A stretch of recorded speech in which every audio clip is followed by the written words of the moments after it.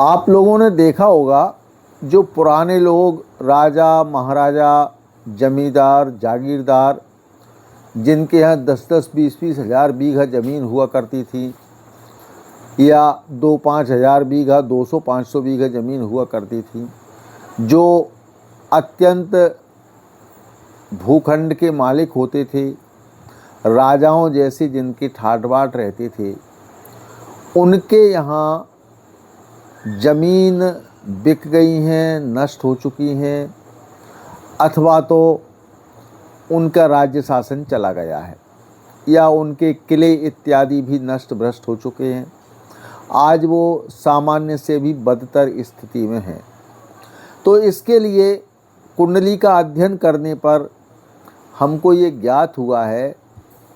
कि किसी भी व्यक्ति की कुंडली में 3 प्रकार के योगों से जमीन नाश होने का योग बनता है। सबसे पहला मंगल भूमि का कारक होता है, मंगल ग्रह। और मंगल ग्रह अगर क्रूर दृष्ट हो जाए, क्रूर ग्रहों की राशि में बैठ जाए, अथवा तो अस्तंगत या नीचगत राशियों के स्वामियों की राशि में बैठ जाए, तो ऐसी स्थिति में जमीन का नाश करवा देता है ये।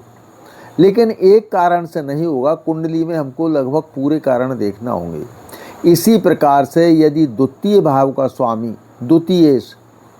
क्रूर ग्रहों से दृष्ट हो, क्रूर ग्रहों की राशि में हो, अस्त हो गया हो, अथवा दुह स्थानों में बैठ गया हो, तो भी ये भूमि का नाश करवा देता है, भूमि को बिकवा देगा। अथवा तो ऐसे जातकों के लिए भूमि संबंधी किसी भी कार्य से कोई लाभ की प्राप्ति नहीं होगी। अब इसी के साथ साथ आप लोगों ने देखा होगा,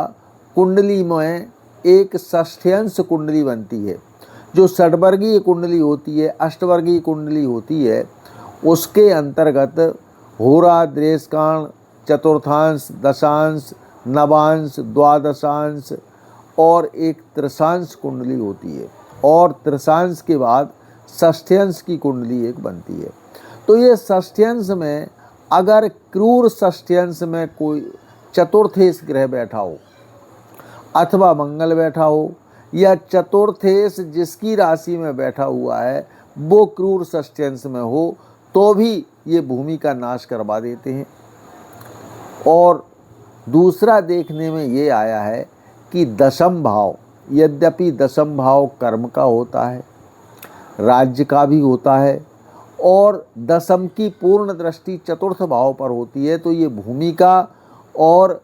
व्यक्ति की ख्याति प्राप्ति का भी स्थान होता है। अगर चतुर्थेश के साथ साथ दशमेश भी यदि क्रूर ग्रह से दृष्ट है, क्रूर ग्रह की राशि में बैठा है, अथवा दशम में जो ग्रह बैठा है उसकी राशि गलत है, या उसका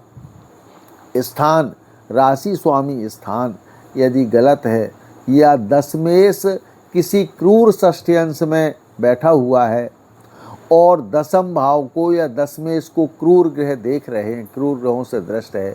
तो भी ये राज्य शासन के द्वारा जमीन का नाश करवा देता है। जैसे कि बहुत से लोगों की ज़मीन एक समय में सीलिंग में चली गई, और सीलिंग में जाने के दुख से उन लोगों ने एक दूसरे के, अपने रिश्तेदारों के, अपने परिचितों, अपने प्रेमियों के नाम पर करवा दी, तो वो ज़मीन भी आज तक उनके नाम पर नहीं हो पाई है, अर्थात वो ज़मीन नष्ट हो चुकी है। तो ये ऐसी स्थिति में ये ज़मीन के नष्ट होने का, भवनों के नष्ट होने के योग, ऐसा हमारे ज्योतिष शास्त्रों का मत है, ये योग उसमें बनते हैं। अब इससे बचाव का उपाय हमारे ऋषि मुनियों ने, आचार्यों ने बतलाया है।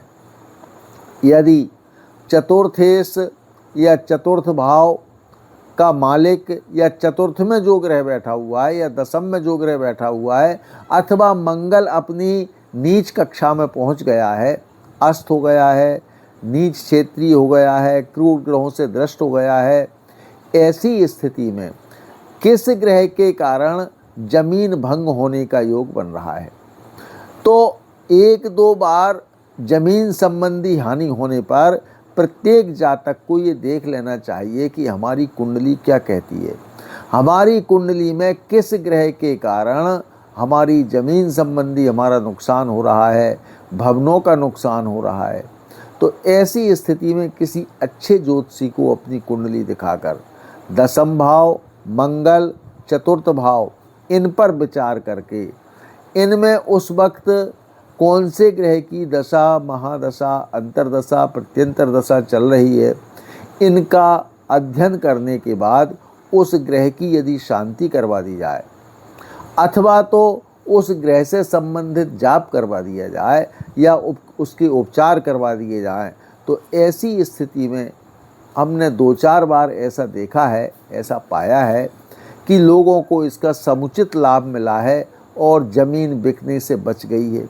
यहाँ तक कि इन ग्रहों का उपचार करने पर, ग्रहों का जाप, हवन, दान इत्यादि करने पर यदि विधिवत कोई काम हो जाता है, विधिवत जाप दान आप करवा लेते हैं, तीर्थों में सेवन हो जाता है, तो ज़मीन पुनः वापस भी आ गई है, ऐसा देखने में मिला है।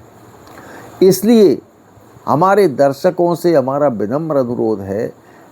पहली बात तो ये है कि ज़मीनें बहुत कम लोगों के पास में बची हुई हैं, कम उपलब्ध है ज़मीन, लेकिन फिर भी यदि वो ज़मीन बिकने की स्थिति में आती है तो हम कुंडली का अध्ययन करवाएं और कुंडली के अध्ययन में चतुर्थ भाव, दशम भाव और मंगल के लिए देखें, इनका स्पष्टीकरण करें और षष्ठ्यंश कुंडली क्या कहती है, षष्ठ्यंश में कौन सा ग्रह कहाँ बैठा हुआ है, इन सारी बातों का अध्ययन करने के बाद यदि इनका उपचार करवा दें, हम उपचार प्रारंभ हो जाए या हम खुद करने लगें, किसी पंडित से करवा दें, तो मैं समझता हूँ इस भीषण परेशानी से किसी भी जातक को बचा जा सकता है अथवा हम उसको बचा सकते हैं। तो ये मेरी बात का विशेष ध्यान रखें, क्योंकि ये उपचार, ग्रहों का उपचार, जाप दान इत्यादि कुंडली के लिए विशेष महत्वपूर्ण है और हम यदि इसको सही समय पर, अच्छे शुभ मुहूर्त में और विधिवत यदि इस काम को करवा लेते हैं तो ये हमारा काम 100% सही हो जाएगा और आपकी ज़मीनें बिकने से बच जाएंगी, बल्कि जो ज़मीन चली गई है उसके भी वापस आने के योग बन जाएंगे। ऐसा हमने अनुभव भी किया है, देखा भी है, हमारा आजमाया हुआ भी है। इसलिए हमारे समस्त दर्शकों से हमारा विशेष अनुरोध है, कृपया एक तो अपनी कुंडली को वर्ष में एक बार अवश्य दिखवाएं और उसमें जो भी जिस प्रकार की परेशानी है, जिस प्रकार की खराबी है, उसका उपचार ज़रूर करवाएं, अवश्य करवाएं। और इस टाइप के कोई खराब योग पड़े हुए हैं तो इनके शमन के लिए उपचार उसका अति आवश्यक है करवाना। धन्यवाद। हमारा विश्वास है कि आप इसको निश्चित रूप से इस पर ध्यान देंगे और इस पर अमल करेंगे।